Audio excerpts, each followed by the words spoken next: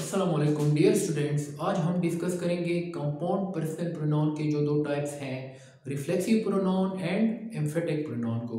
पिछली वीडियो में मैंने आपको बताया था कि कंपाउंड पर्सनल प्रोनाउन क्या होता है और कंपाउंड पर्सनल प्रोनाउन को हम कैसे बनाते हैं और कौन कौन से होते हैं कंपाउंड पर्सनल प्रोनाउन।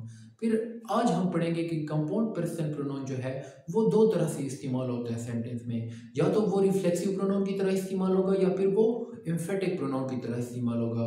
आइए समझते हैं इसको। पहले रिफ्लेक्सिव प्रोनाउन को समझते हैं, फिर एम्फेटिक प्रोनाउन के। तो सबसे पहले एम्फेटिक रिफ्लेक्सिव प्रोनाउन को देखते हैं कि वो क्या होता है। Okay, reflexive pronoun is a pronoun that is used to refer back to the subject of a sentence. ये वो प्रोनाउन होता है रिफ्लेक्सिव प्रोनाउन जो कि सेंटेंस में दोबारा सब्जेक्ट की तरफ इशारा करता है। ठीक है, ये वो प्रोनाउन होता है जो दोबारा सेंटेंस में सब्जेक्ट की तरफ इशारा करता है। तो ये वाला प्रोनाउन, इसको हम कहते हैं रिफ्लेक्सिव प्रोनाउन।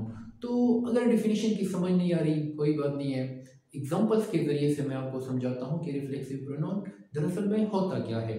मैंने एक एग्जांपल लिखा है यहाँ पे, आमिर हर्ट आमिर। यानी आमिर क्या कर रहा है, एक्शन कर रहा है, और यहाँ पे आमिर सब्जेक्ट है। ठीक है, हर्ट क्या है, यहाँ पे वर्ब है। यहाँ पे जो आमिर है ये ऑब्जेक्ट का काम कर रहा है। तो एक्शन कौन कर रहा है, आमिर, ये सब्जेक्ट है। एक्शन रिसीव कौन कर रहा है, आमिर, तो ये हमारा ऑब्जेक्ट है। अब इसका मतलब ये है, यानी इसका मैंने इस सेंस में लिखा है कि आमिर ने जो है ना खुद को चोट पहुंचाई। तो हमने पढ़ा है, दो बार मैंने आमिर का नाम लिखा है यहाँ पे, पहले भी लिखा है उसके बाद भी लिखा है। यानी सब्जेक्ट और ऑब्जेक्ट दोनों सेम बंदा है।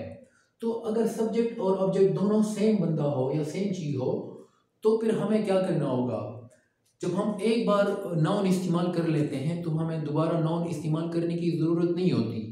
जैसे कि मैंने प्रोनाउन की डिफिनीशन में पढ़ा है था कि प्रोनाउन वो लफ्ज़ होते हैं जो हम नाउन की जगह पे इस्तेमाल करते हैं ताकि नाउन सेंटेंस में बार बार रिपीट ना हो। अगर इस सेंटेंस में आप देखते हैं तो आमिर की तरफ हम दोबारा इशारा कर रहे हैं, दोबारा आमिर के बारे में हम बात कर रहे हैं। तो यहाँ पे आमिर की जगह पे मैं प्रोनाउन लगा सकता हूँ। और कौन सा प्रोनाउन लगा सकता हूँ, आमिर हर्ट हिमसेल्फ, यानी आमिर ने खुद को चोट पहुंचाई। तो हिमसेल्फ जो है ये मैंने इस आमिर की जगह पे लगाया है जो ऑब्जेक्ट है, और ये ऑब्जेक्ट जो है ना दोबारा इशारा कर रहा है आमिर की तरफ जो कि सब्जेक्ट भी है। यानी एक्शन कौन कर रहा है, आमिर कर रहा है, और इस एक्शन का जो असर हो रहा है वो भी आमिर पे हो रहा है। तो इस तरह के सेंटेंसेस में हम रिफ्लेक्सिव प्रोनाउन का इस्तेमाल करते हैं। तो आमिर हर्ट हिमसेल्फ, तो यहाँ पे आमिर एक्शन कर रहा है, हिमसेल्फ जो है ये रेफर बैक कर रहा है आमिर की तरफ। ठीक है, तो ये वाला प्रोनाउन, इसको हम कहते हैं रिफ्लेक्सिव प्रोनाउन, यानी कि एक्शन जो है ना वापस सब्जेक्ट की तरफ रिफ्लेक्ट हो रहा है। दूसरा एग्जांपल देखो, दे हर्ट देमसेल्व्स। दे चूंकि प्लूरल है तो यहाँ पे इसका जो रिफ्लेक्सिव प्रोनाउन बनेगा वो भी प्लूरल बनेगा, देमसेल्व्स। तीसरा है हमारे पास, the horse will hurt itself. चूंकि द हॉर्स हमारे पास एक जानवर है और जानवर की जगह पे हम इट लगाते हैं तो उसकी जगह जो रिफ्लेक्सिव प्रोनाउन इस्तेमाल होगा वो इटसेल्फ इस्तेमाल होगा। ये तो हमारा हो गया रिफ्लेक्सिव प्रोनाउन। अब हम देखते हैं कि एम्फेटिक प्रोनाउन क्या होते हैं। Okay, emphatic pronoun is used to emphasize the subject. Emphatic pronoun जो होता है ना वो जब हम सब्जेक्ट को एम्फेसाइज करते हैं, सब्जेक्ट पे दबाव डालते हैं, तो हम उसके लिए इस्तेमाल करते हैं एम्फेटिक प्रोनाउन। ठीक है, तो एम्फेटिक प्रोनाउन यानी जब आप सब्जेक्ट पे जोर डालते हो या जोर देते हो तो आप वहाँ पे एम्फेटिक प्रोनाउन इस्तेमाल करते हो। फॉर एग्जांपल मैंने कुछ सेंटेंसेस लिखे हैं, ही हिमसेल्फ सेड सो। ठीक है, तो यहाँ पे जो हिमसेल्फ है ये एम्फेटिक प्रोनाउन है क्योंकि ये सब्जेक्ट पे क्या कर रहा है, दबाव डाल रहा है, सब्जेक्ट को यानी एम्फेसाइज कर रहा है। यहाँ पे देखो, he himself admitted his mistake, उसने खुद ही अपनी गलती तस्लीम की। तो एम्फेटिक प्रोनाउन जहाँ पे भी इस्तेमाल होगा अगर आप उसको उर्दू में ट्रांसलेट करोगे तो वहाँ पे इस तरह के अल्फाज आएंगे, उसने खुद ही ऐसा किया था, उसने खुद ही वो कहा था, उसने खुद ही ये काम किया था, ठीक है। तो इस सेंटेंस का अगर आप उर्दू ट्रांसलेशन करते हो, ही हिमसेल्फ एडमिटेड, उसने खुद ही तस्लीम किया हिज मिस्टेक, अपनी गलती को, ठीक है। तो यहाँ पे वो हिमसेल्फ जो है ये दोबारा से क्या कर रहा है, प्रेशर डाल रहा है सब्जेक्ट पे, ठीक है। तो ये एम्फेटिक प्रोनाउन है। तीसरी एग्जांपल में हम देखते हैं, हमारे पास है he himself saw the prime minister, उसने खुद प्राइम मिनिस्टर को देखा। तो यहाँ पे भी जो है ना हिमसेल्फ जो है ना वो क्या कर रहे हैं, एम्फेसाइज कर रहे हैं सब्जेक्ट ही को। तो इसलिए हम इसको कहते हैं emphatic pronoun. Emphatic pronoun emphasis से निकला है ना, जब आप किसी चीज़ को एम्फेसाइज करते हो, स्पेशली सब्जेक्ट को जब आप एम्फेसाइज करते हो, और मोस्ट ऑफ द टाइम जो एम्फेटिक प्रोनाउन होता है वो डायरेक्ट सब्जेक्ट के बाद ही आता है, most of the time, not all the time. Okay, ये तो थोड़ा सा हो गया रिफ्लेक्सिव और एम्फेटिक प्रोनाउन में जो मेन फ़र्क है। अब आइए कुछ सेंटेंसेस लिखते हैं और उसमें हम देखेंगे कि कौन सा रिफ्लेक्सिव प्रोनाउन है और कौन सा एम्फेटिक प्रोनाउन है।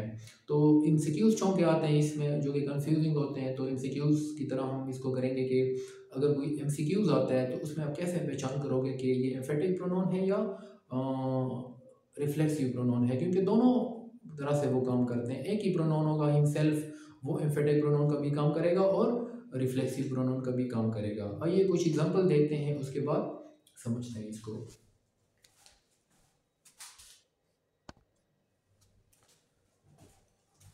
ओके, तो मैंने कुछ सेंटेंसेस लिखे हैं, इनके ज़रिए से समझते हैं कि इनमें कौन कौन से रिफ्लेक्सिव प्रोनाउन है और कहाँ कहाँ पे एम्फेटिक प्रोनाउन इस्तेमाल हुआ है। सबसे पहला सेंटेंस है हमारे पास, आसमा पॉइजन हरसेल्फ, ठीक है।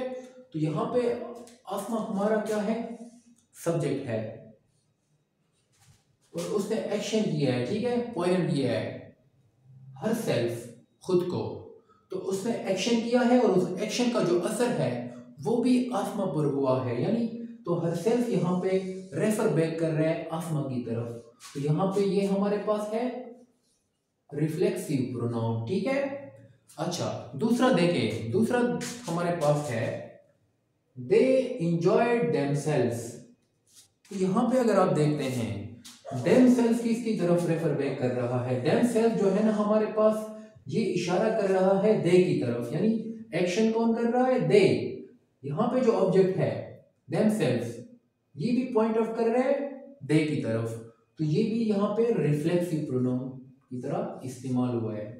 तीसरा देखें, I myself heard him talking about my father.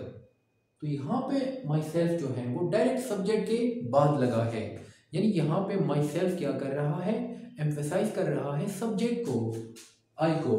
तो यहाँ पे माई सेल्फ एम्फेटिक प्रोनाउन की तरह इस्तेमाल हुआ है।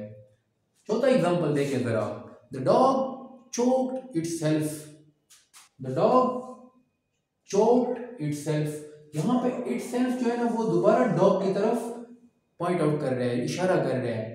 तो यहाँ पे ये रिफ्लेक्सिव प्रोनाउन की तरह इस्तेमाल हुआ है। पांचवा देखें, I wash myself every day. यहाँ पे अगर हम देखते हैं तो माई सेल्फ जो है ये एम्फेसाइज कर रहा है सब्जेक्ट आई को। तो ये यहाँ पे एम्फेटिक प्रोनाउन की तरह इस्तेमाल हुआ है।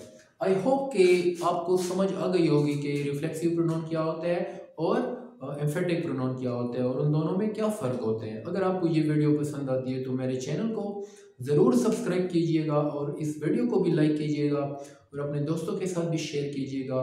That was all about reflexive and emphatic pronoun. See you next time. अल्लाह हाफिज़।